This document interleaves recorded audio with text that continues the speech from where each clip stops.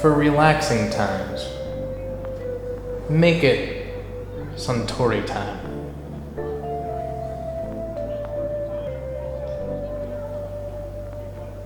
Some of you may remember that line from the movie Lost in Translation.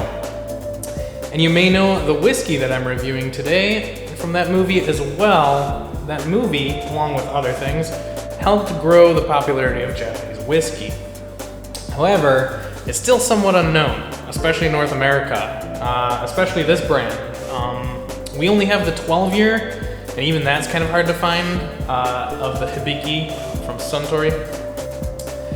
And even to this day, when I talk about Japanese whiskey with people, they'll often ask, Japan makes whiskey? So I'm here today to talk a little bit about this whiskey and Japanese whiskey in general. So for those of you who are used to the 12-year-old, you may want to know more about the 17-year-old. You might also be thinking, this is America. I can't even get it here. Why are you wasting my time? I mean, I might be wasting your time anyway. You're like, I was linked here from Ninja Cat video or something. What am I doing here? And if you were linked here from a video like that, then that's awesome. And thank you for coming. But anyway, the 17-year-old, even though you can't get it in America, you can get it in Europe and of course Japan, and you might be thinking, is it worth the price? It's almost double the price of the 12-year-old, so that's a big decision to make without any idea of if it's any good or not. So hopefully I can clarify that. Some of you gurus may know or may not know that Hibiki is a blended whiskey. It's comprised of Suntory's 3 major distilleries. There are 2 single malt distilleries, being Yamazaki and Hakushu, and they get their grain whiskey from Cheetah. Cheetah is in the name of the place and not the animal. I don't want to know how one would extract whiskey from wild cat. Ew. Or ow. Anyway, Hibiki is a brand. It had started around the late 1980s or early 90s, around 1989, around the 90th anniversary of Suntory. And what they were going for was to make something that appealed to the masses, because blends were the big thing, the big in thing that day, around that time. And so they named this Hibiki in honor of that. Hibiki means resonance or harmony.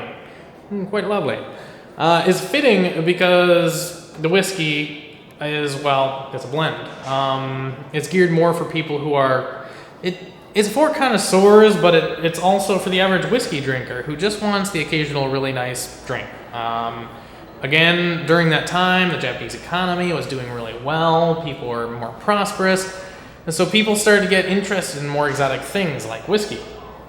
Like I said, it's more common, the more common is the 12-year-old. It's more popular too, partially because it's more common, but also because it's cheaper. People don't like to blow a lot of money, especially if they don't know how something tastes. And a lot of people think it's smoother than the 17-year-old. And a part of that is because the 12-year-old uses bamboo charcoal filtering. It's the only one out of all the Hibikis, including the higher ones like the 21-year-old and the 30-year-old. It's the only one that uses bamboo charcoal filtering. It kind of makes it like creamier and smoother, and people like that a lot better. It also uses younger whiskeys. The younger whiskeys tend to be a lot fruitier, whereas the older ones, especially like the Yamazakis, they tend to be a lot thicker and more bitter from the oak and sherry and sometimes Mizunara casks. And I'll get into that in a moment in the tasting. All of the Hibiki blends, though, they start with the same process. They actually start with fresh American oak that's filled with some Japanese plum wine liqueur. And after 2 years, they pour that out, and they give the plum wine to some mountain monkeys, and they take humorous viral videos for YouTube.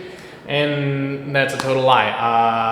That's not what they do with it, but they sell it, and it's delicious. And that's a different story. They take what was in that cask, they pour it out, and they refill those plum wine casks with their whiskey blend and age it for 2 years. And I know what some of you smartasses are thinking out there. You're going to say, wait a minute, you said a 17-year-old. How come it's only aged 2 years? You're just making this up. You don't know what you're talking about. That's beside the point. No, seriously, it's actually just what they call finished in plum wine casks. Finishing is a popular thing, especially in Scottish distilleries, like Glenmorangie and Edgeador, among many others, are famous for that. It's basically where you take a whiskey that's already partially aged and you finish aging it in another type of cask. Often that cask is like had some type of liquor, another type of liquor before it. And not just whiskey necessarily, such as sherry and whatnot. So the blend that they put in is already 15 years old, and then they age it for an additional 2 years to make it 17. And that blend is made up of 25 to 30 whiskeys that are at least 17 years of age by the end of their maturation. And that's where the statement comes from. Some go up as high as 30 years, or possibly even older, depending on the whiskeys that they decide to blend with it. But the age statement is based off of the youngest one they use in it. In this case, it's 17 years old. So they take the 17-year-old blend, age it in that cask for another 2 years, and it becomes extra tasty and special. So that's how you get your infamous Hibiki blend. It's bottled at 43% alcohol, so it's not super strong, but that's typical of blends. It's probably got some caramel coloring, and it's chill filtered. I don't believe it says on the bottle. No, it doesn't, but I mean, most likely, since it's a mass-produced blend, that's fine, what's expected. Since it's a blend, we don't mind. So, okay, the important part, the tasting. I know, you're like, shut up, you're in. Okay, so let's go ahead. So, on the nose, okay. There's a lot of licorice, floral honey. There's a lot of floral notes in this, actually, and that's very common of all the Hibiki blends. And that's surely because of the plum wine casks that I was aged in. It smells almost violet-like, but again, that's probably the plum. There's also a hint of spice, like some allspice, almost. The palate.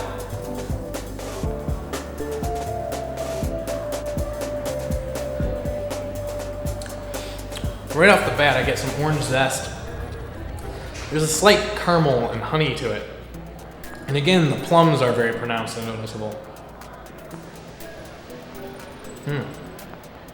There's a fruity floralness in it, much like the nose. And a slight taste of sourdough, actually. Kind of like a grainy sourdough taste, but not a bad taste.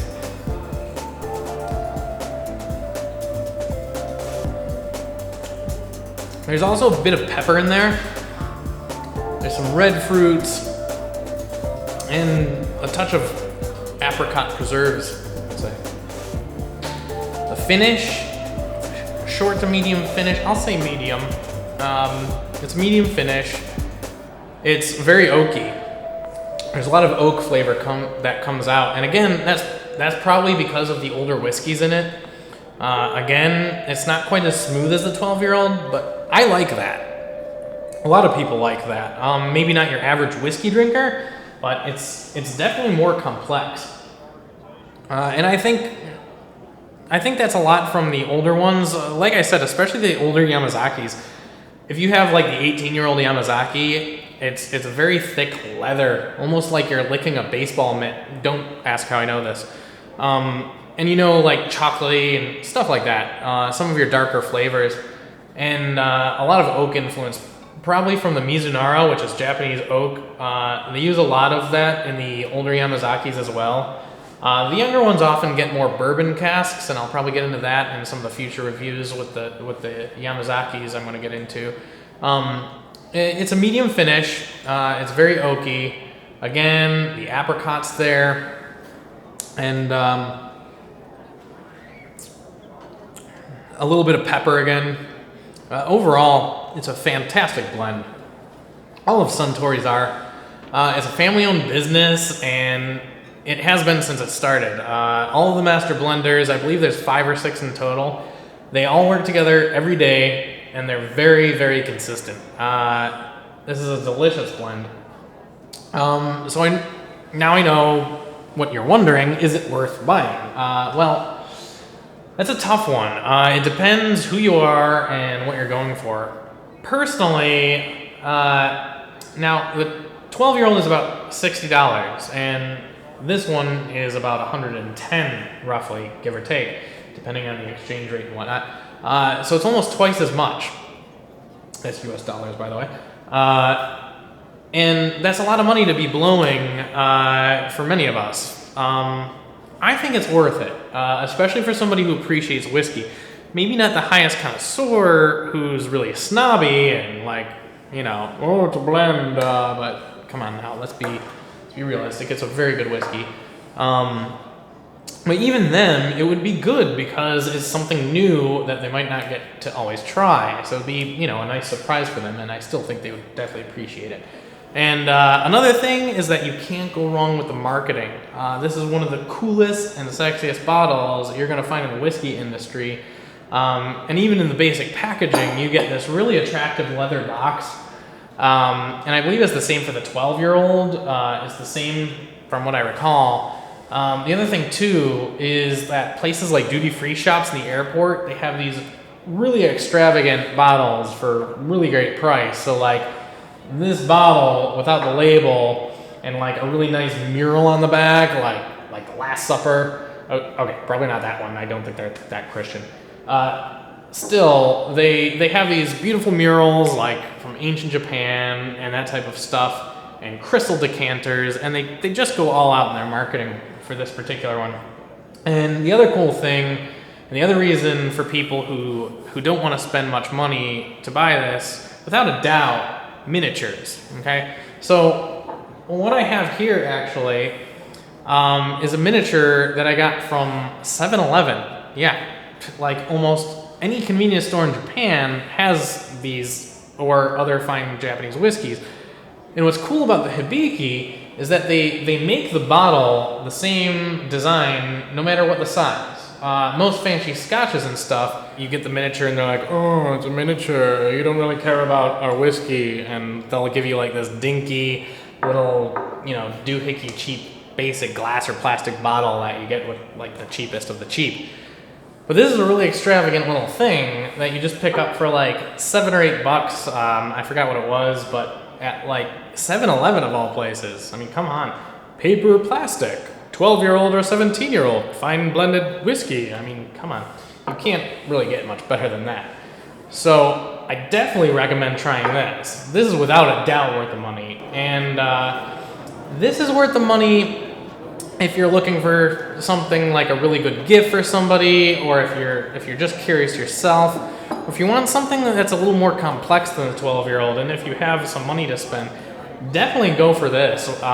Granted, there are some excellent Japanese single malts that you can get for around the same money, or sometimes cheaper, but at the same time, none of those come with the fancy packaging, and they won't go for as many palates. Obviously, blended whiskeys match a lot more palates, especially among just basic common whiskey drinkers. So overall, I think I give this one an 8.1 out of 10. Now, I knocked off some points for the value because I think it's a little bit overpriced, but at the same time, it's a great whiskey. The palate and nose more than make up for it, so 8.1 out of 10. That's how I feel. So there you have it. I like it a lot, as you can tell, since it's almost empty. And I'm going to finish this glass right now and enjoy the rest of this fine evening. I hope you do too, and please join me next time. Thank you for watching.